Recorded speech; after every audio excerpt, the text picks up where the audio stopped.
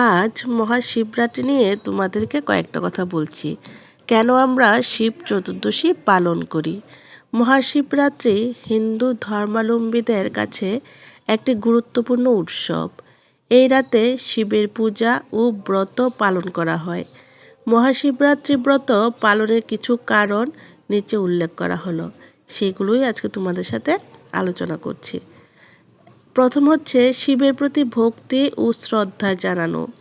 মহাশিবরাত্রি ব্রত পালনের মাধ্যমে শিবের প্রতি গভীর ভক্তি ও শ্রদ্ধা প্রকাশ করা হয়। এই রাতে শিবের মন্ত্র জপ, পূজা ও অর্চনা করা হয়। দ্বিতীয়, আধ্যাত্মিক উন্নতি।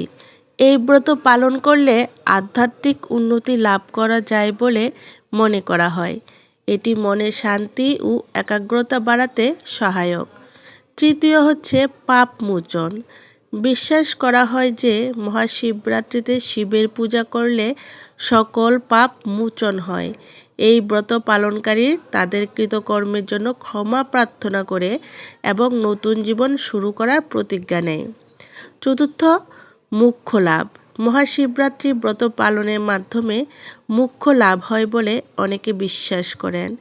এই রাতে শিবের ধ্যান, জপ মন্ত্র পাঠ করলে জীবনের বন্ধন থেকে মুক্তি পাওয়া যায়। পঞ্চম, শিব ও পার্বতীর মিলন উদযাপন। এই মহাশিবরাত্রির দিনেই শিব ও পার্বতীর বিবাহ সম্পূর্ণ হয়েছিল, তাই এই দিনটি তাদের মিলনের প্রতীক হিসাবেও উদযাপন করা হয়। ষষ্ঠ, আত্ম অনুসন্ধান। মহাশিবরাত্রি ব্রত একটি আত্ম অনুসন্ধানের সুযোগ। এই রাতে নিজের ভুল ত্রুটি উপলব্ধি করে এবং ভালো মানুষ হওয়ার চেষ্টা করা হয়। সপ্তম, সামাজিক ও সাংস্কৃতিক তাৎপর্য।